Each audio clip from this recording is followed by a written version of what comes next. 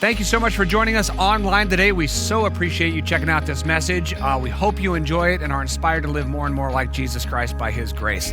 If you would like to support the ministries of Rancho, you can do so at rancho.tv/giving. Set up a giving profile and a reoccurring gift. We'd sure appreciate that. Enjoy. We're in week 4 of our series on enjoying life, enjoying our relationship with God. Last week, Krista talked about enjoying family. That was fantastic. If you didn't catch last week, you've got to check it out. Just what it means to enjoy our family and be a blessing to our family. And when we think about enjoyment, enjoying life, that's something that people don't necessarily always connect with church or God, because sometimes church or God feels kind of heavy. And Jesus himself said, hey, I want this to feel light. I want you to have this burdenless, free existence, right? Where your relationship with God is alive and well and fun. And your relationship with church and your relationship with family and friends is alive and well and fun. In fact, we looked at the purpose of Jesus, which he describes. He says in John 10:10, this is my purpose, to give you all a rich and satisfying life. Isn't that amazing? Jesus says, I am here sent by the Father God for this purpose, to give you all a rich and satisfying life. Jesus, speaking from the heart of the Heavenly Father, says, I want you to live. I want you to really live. I want a smile on your face. I want laughter to overwhelm you. I want you deeply connected with God and deeply connected with family. And as we'll see today, deeply connected with friends. And I want you living this rich and satisfying life. So we've talked about enjoying life, enjoying God, enjoying family. Today we're going to talk about enjoy friendship. Enjoy friendship. Now, right out of the gate, I want to let you know I am not the most social creature who ever lived. I'm just not, right? Why are you laughing? That's hurtful, very hurtful. I like my alone time, and I've kind of guarded that a little bit. I like the fact that our house is a little bit of a refuge, so we come home from the kind of craziness of life and church and school and rescue mission. It gets really, busy and a lot of people, which I love, but I love getting home and just, all right, this is just us now. So I'm not the most social creature. I don't every single night go out and hang out with friends. I just don't. I have good friendships, and in various seasons of my life, I've had a bunch of friends, and there's been seasons I haven't had many friends, and I think about that, and I process that, and I know it's better for me to be deeply connected with friendships. Now, in high school, I was here in Temecula, Rancho, California, as it was known at the time, and tiny dairy town that was about maybe 5,000 people. So I went to this tiny little school, and I had a good group of friends. I was a total nerd. I know it's a shock. I know you thought for sure you must have been a star athlete. No, surprisingly. I was a nerd, and I had a bunch of nerd friends. And it was awesome. We did everything together. We had a good time together. High school was great. Now, a bunch of my nerd friends went to a bunch of nerd schools. And so they all went off to college to these great schools, and I did not. First of all, I didn't have the money. A lot of them had. And second, I was already doing what I wanted to do. I was here at Rancho. I felt a call to ministry, particularly youth ministry, and I was already doing it.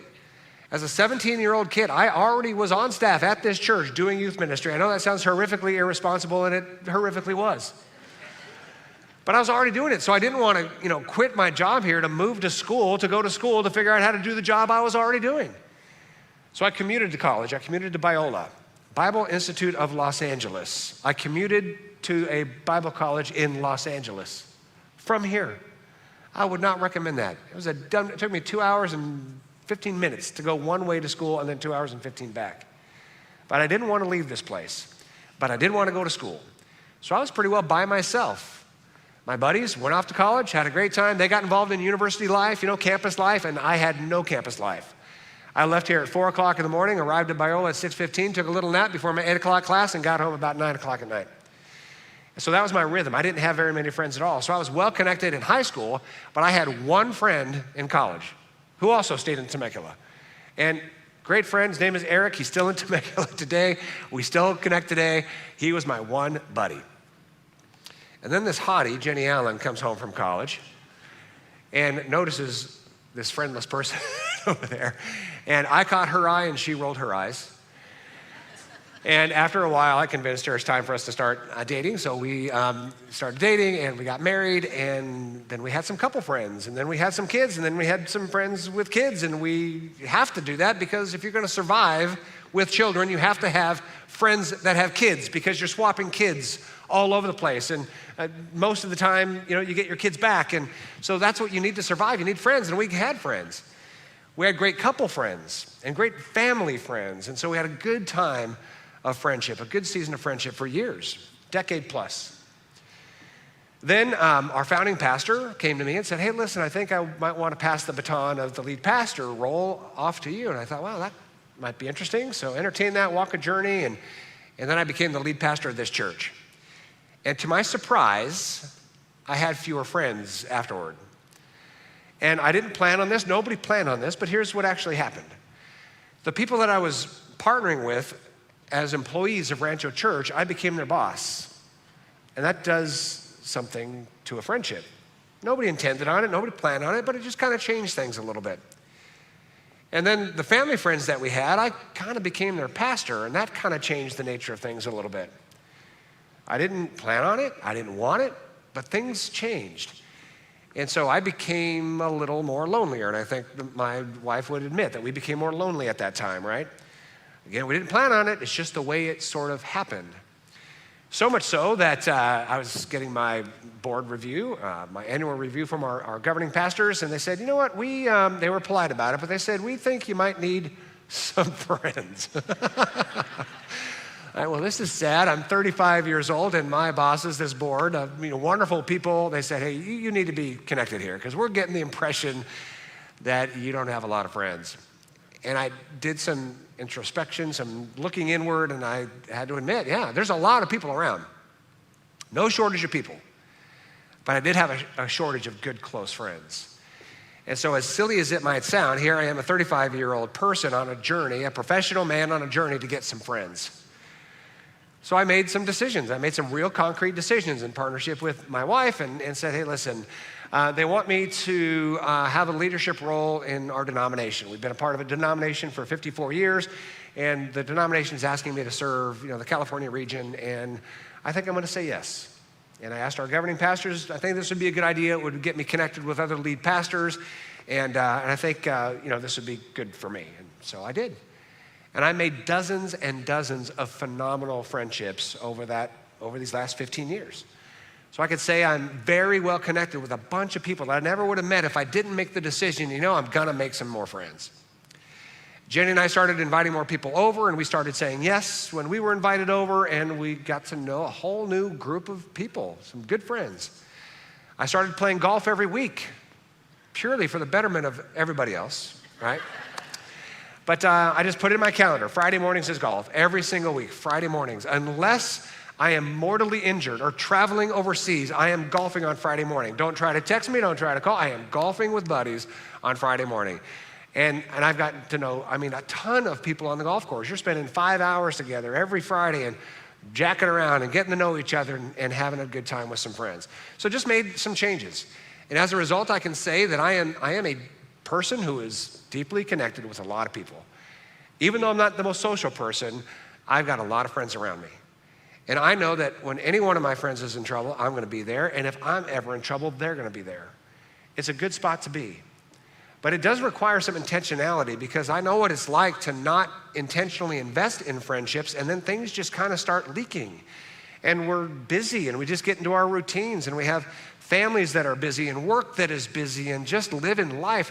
Sometimes we don't make that intentional connection to build deeply in friendships, and we just kind of lose it. We just kind of lose it.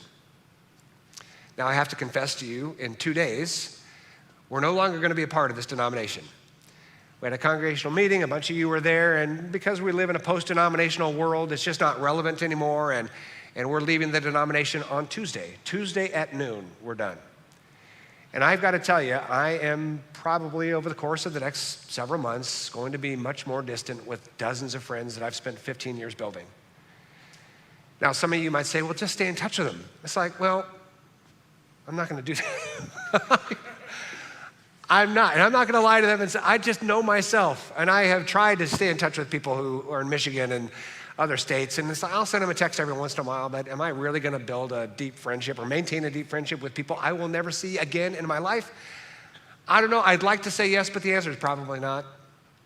So on Tuesday, I'm probably going to look at a bunch of folks and say, I'm never going to see you again. Give them a bro hug, but there's going to be a lack in my life. So this message is really good for me in this season of life as well. So where are you at with your friendships?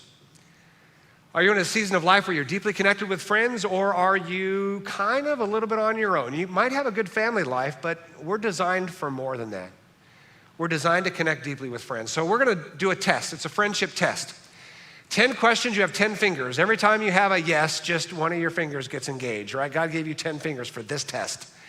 I will tell you that it's a non-scientific test. I just made it up, so it means absolutely nothing. But we'll have fun. Okay, ready? Number one. This is just an emotional yes or no. I feel well connected to friends outside my family. You just have a feeling of being well connected. If the answer is yes, a finger. Number two. I feel well supported by friends outside my family. So not just well connected, but well supported. So whatever you're going through in life, you have people around you to lift you up and encourage you. It's, again, an emotional yes. I feel well supported by my friends outside my family. Third, is there at least one person outside my family I could share just about anything with? At least one person outside my family I could share just about anything with. Question number three. Question four, I hang out with a friend or friends at least once a week. So you've got a pattern, at least once a week, you're hanging out with friends. Number five, I've had at least one friend for over 5 years. Really deep friendships oftentimes can only be built over long periods of time where you've gone through some things together. So do you have at least one friend you've had for over 5 years? All right, how are we doing so far? All right, question six, I have a group of friends that I hang out with at least once a month. So this is now a group. A squad, right? Your crew, your posse that you hang out with about once a month-ish. May not be the exact same people, but you know you have a rhythm of groups getting together. Number seven, when I hang out with friends, we laugh a lot. And laughter is, quite significant when it comes to friendships. Do you laugh a lot? Friendships that are too serious are sometimes they can be a little bit of a weight. There can be some work. You need to have friendships where you laugh a lot. Number eight, and I think we're a little bit behind on our slides here, there's someone I can always connect with when I'm in a funk. You know what I mean by a funk? You know what I mean by a funk. You're just not feeling it. And instead of just staying in your funk, you could text somebody, hey, you want to get together for coffee? And you just know your funk's going to be lifted a little bit. Number nine, there's at least one friend that knows something about me I really don't want the world to know. Right? There's at least one person in your life that carries some things about you that you don't want anybody to know. That's a real friend right there. And then number 10, we have at least one friendship that has endured a significant setback. Friendships are great that haven't experienced a setback, but I'm telling you, a friend is really strong if you have maybe failed each other or hurt each other and had to ask forgiveness and had to walk a journey of restoration and reconciliation. That's a friend that's sometimes permanent. So you have a friendship that has endured a significant setback. All right, so how you doing? Since this is not a scientific test, I have no idea what the healthy answer is. But if you're like less than 5 fingers, don't leave here until you've made a friend. I will be your friend, right? If you have 7, 8 plus, you're probably doing pretty well when it comes to friendships. The fact is that we were designed for friendship. God designed us for friendship. In fact, one of the most famous passages in the Bible about friendship is Ecclesiastes 4, verses 9 and 10. It says this, 2 people are better off than one, for they can help each other succeed. And if one person falls, the other can reach out and help. But someone who falls alone is in real trouble. So we see here that the power of friendship is not just about camaraderie, but we see that it's about success and how we handle failure. Scripture says you can't succeed the way God's designed you to succeed without friends. And then you can't get up the way God has designed you to get up without friends. So both in terms of our success and how we manage failure, that has to do with the power of friendship around us. And that truth is backed by science. The Mayo Clinic compiled a lot of studies about friendship and came up with these benefits of friendship. We're not talking about acquaintances here. We're not just talking about hanging around people. We're talking about real deep life-to-life friends. These are the benefits of friendships. Increases your sense of belonging and purpose. Friends increase your sense of belonging and purpose. Friends boost your happiness and reduce your stress. Friends improve your self-confidence and your self-worth. Friends help you cope with trauma. We're designed to cope with trauma with friends by our side. And so if you experience trauma like divorce, like health problems, grief, loss of a loved one, fear, any kind of circumstance that creates trauma in your life, if you don't have friends around you, that trauma deepens. But if you have friends around you, that trauma is distributed. Other people can bear that burden with you. And friends encourage you towards healthy habits and avoiding unhealthy habits. Now, you may, if you were honest, have friends that encourage you towards unhealthy habits, all right? That might, be all right, but you really need friends around you that say, hey, listen, you're doing some things that aren't real healthy. Let's kind of make some changes and I'm gonna help you. Or you could do things that are, better for you and let me help you out. I can say with great confidence, and I can say with really a great sense of pride, that we've got a lot of friendships here at Rancho on staff and with our key volunteers. When you see everybody up here having a good time, I'll tell you what they're not doing. They're not saying, okay, on this song, pretend like you're having fun. On this song, smile. You're gonna move here. These folks love each other and hang out with each other and have a good time together. And that's really, kind of the sense of Rancho staff. Our mission statement is we are a community of diverse friends. And so what that means is we are practicing that at the staff level, at the key volunteer level, at the board level, is we really are friends. And so we get to experience some of this stuff. I had one pastor talk about a particular matter that they're working on. They're working on a behavior change. And this particular person came alongside a couple of trusted folks and said, hey, listen, I need to make a change in my life, and here's what I need to do. And you need to help me out with this because I can't do this on my own. He's saying, I need friends to help me make better choices and have better habits, right? And he also said this, and I love the honesty. He says, listen, I will straight up lie to your face. I want to make this change so bad. And I know I should make this change. But, so when you say, how am I doing? I'm probably going to tell you fine even when I'm not. Do you love the honesty of that? That is honesty. That's a friendship. So he's saying, you need to get on me with the details. Ask me, are you doing this and this? Are you changing this and this, right? That's friendship. Can really get us to some good habits here. That's amazing friendship. According to Harvard Health Publishing, and we're going to go back a slide, I think. People who have satisfying social ties are happier.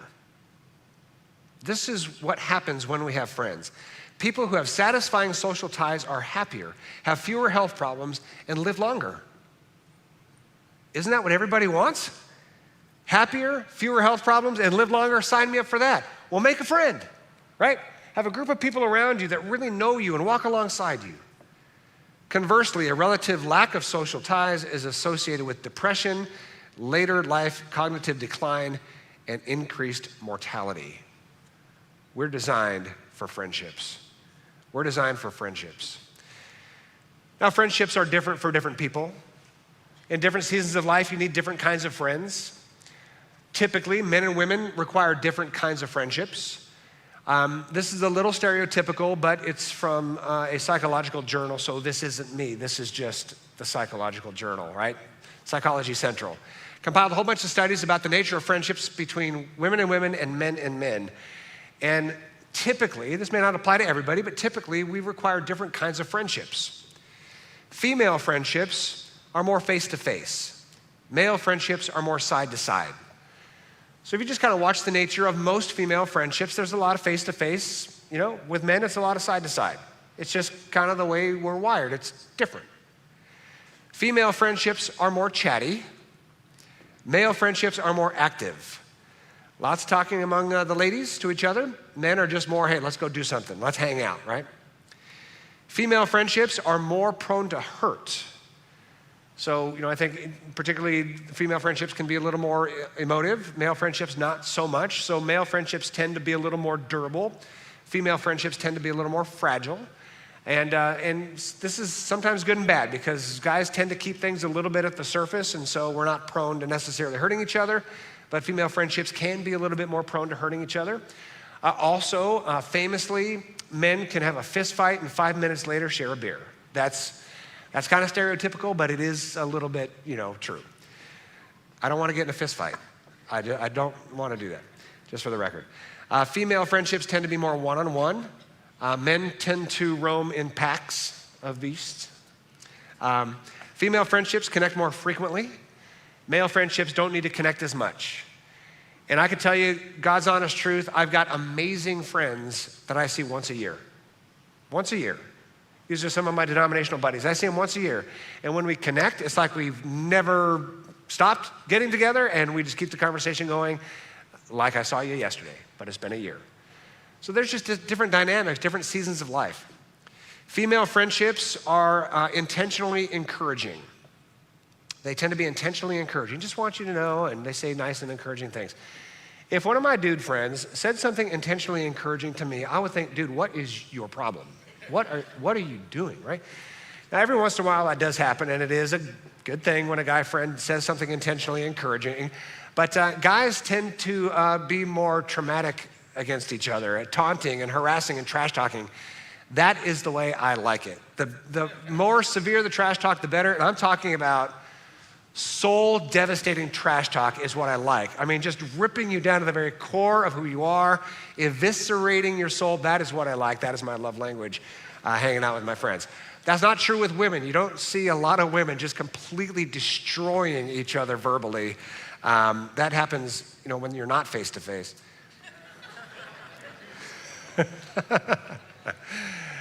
Are we hitting home? I'm sorry. I apologize for that. I've got a good friend of mine, and just to give you a little illustration of kind of how guys are wired versus women. Here I am performing my daughter's wedding ceremony on the beach of Lake Tahoe. It is beautiful. It is highly emotional. The story of my daughter and her husband is just amazing and lots of emotion. And one of my good friends decides to be funny, and so he goes to the sand where I'm gonna stand and deliver my daughter's vows to her amazing husband. And he just writes on the sand, D-O-R-K. Dork. Dude, you could have done something better, but here I am about to perform my daughter's wedding, and I'm just completely emotional. And I go up to this place, and I'm standing on the lettering. My friend. Here's the picture. I'm standing on the word dork right there, officiating my daughter's wedding. All right, enough of that picture. I'm going to get emotional. But a friend is somebody who really knows what you need at the time. Whether it's trash talking or whether it's a word of encouragement, a friend really knows what you need. And every season of life is different, and different friendships take different natures, depending on where we're at. There are some friendships, however, that need a little bit of a caution. And so I'm going to take a little bit of time to talk about the friendships to be a little bit cautious of. These are yellow flag friendships. And here are the signs of some yellow flag friendships. If one person does all the talking, that's a yellow flag. If one person is always asking for things, asking for more time, more attention, more focus, that's a yellow flag friendship. If one person never asks any questions, that's a yellow flag friend. If that person always directs the conversation to themselves, that's a yellow flag friend. If one person is consistently negative, that's a yellow flag friend. You know what I'm talking about? If you've got a lot of yellow flag friends, you're probably not feeling a deep sense of connection with friends, because those friends tend to be more projects than friends. They tend to be very needy people. And listen, I'm not saying to ditch those friends. I'm just saying those are yellow flag friends. So just in your mind, still treat them like gold when you're with them. But keep in mind, those are not the friendships that are going to be adding value to your life. Those are the kind of friendships that are going to kind of suck energy from your life. So still be a friend, still hang out, have some boundaries, but those are the ones you need to be cautious of. I'm gonna get really serious here for about 60 seconds.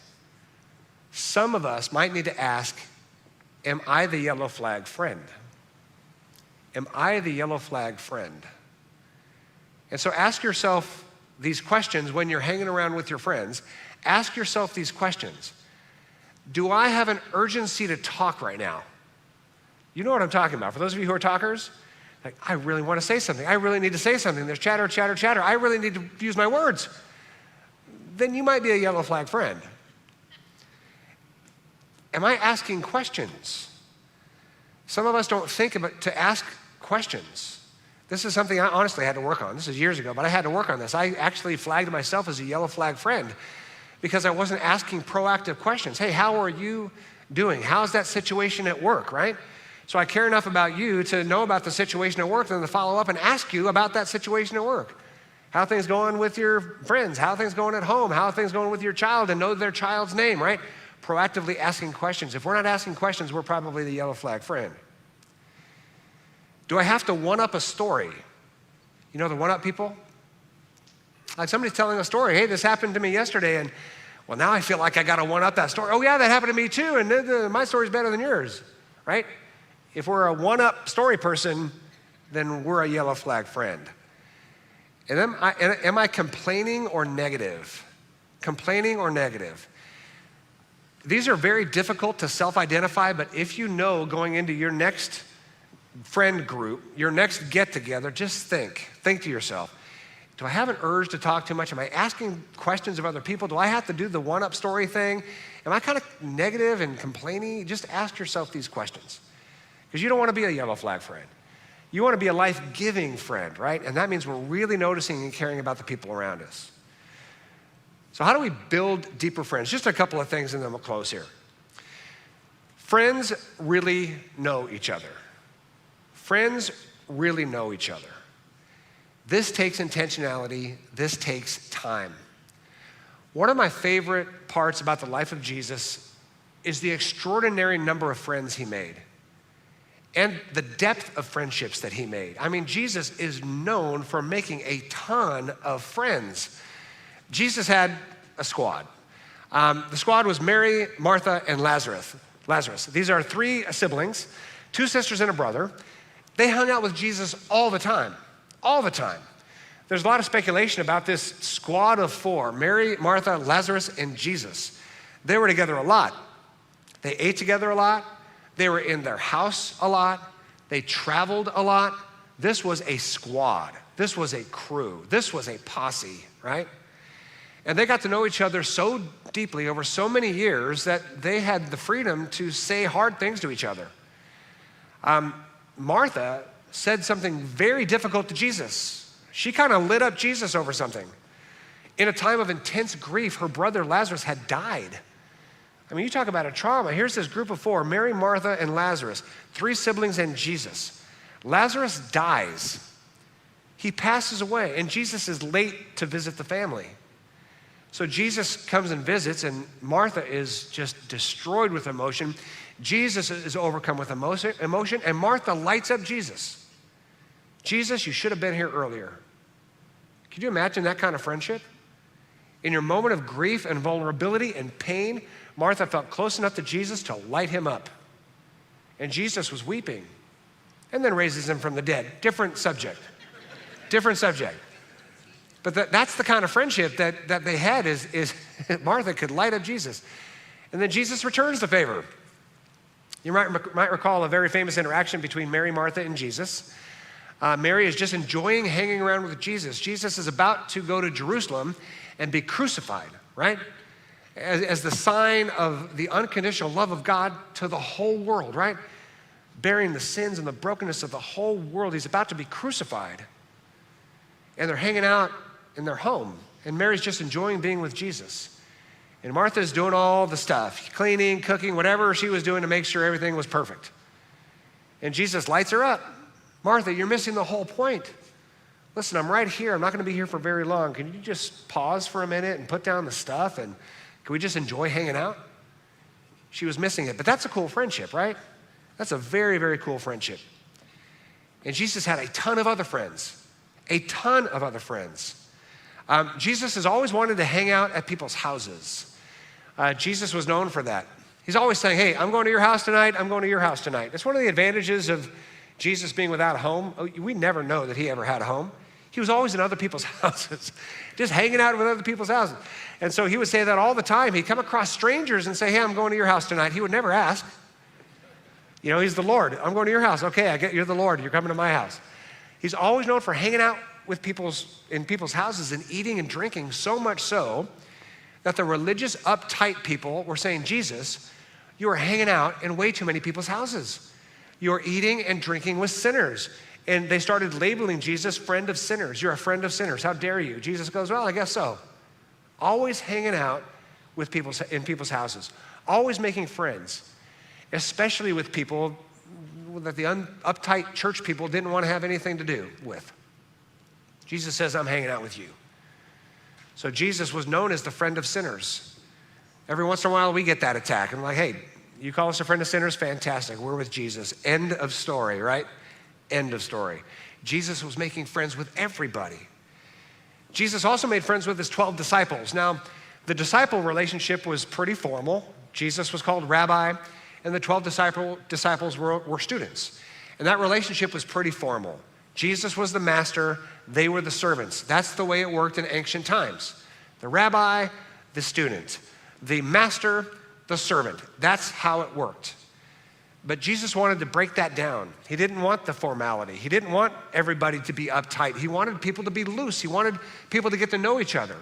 So in John chapter 15, Jesus says, don't call me master anymore.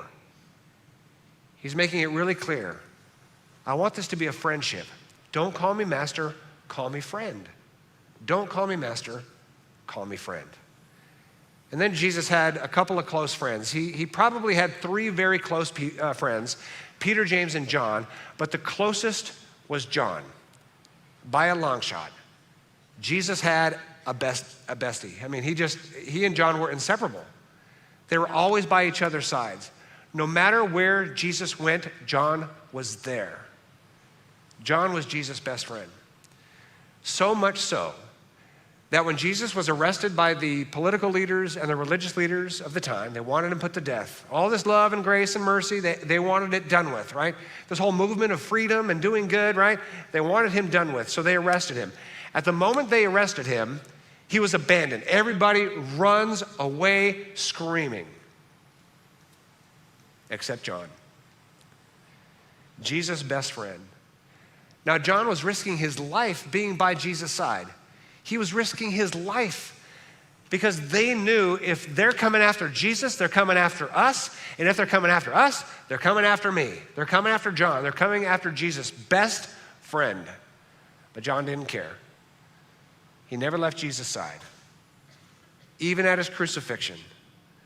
And so here at the feet of Jesus, being crucified, is his mom and John. His mom and John.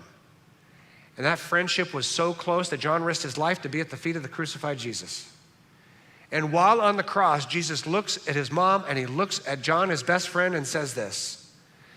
When Jesus saw his mother standing there beside John, he said to her, "Dear mother, here's your son." And he said to John, "Here's your mother." And from then on, John took her into his home. That's how close Jesus and John were. He was there at the feet of Jesus while he was being crucified, so close to Jesus that Jesus looks at his mom and says, "You know John is like a son to you. We're that close. He's like a son.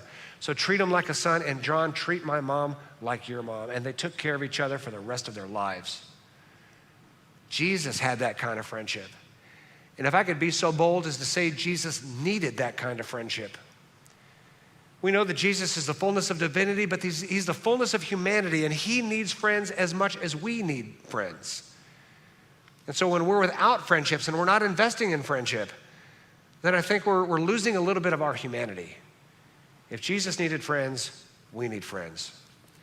Friends know each other, and friends help each other. Friends help each other. A friendship is really only tested when things go bad. I mean, that's just the reality. A friendship is only really tested when things go bad. If a friend fails miserably and falls on their face, who is there? Their friends are there.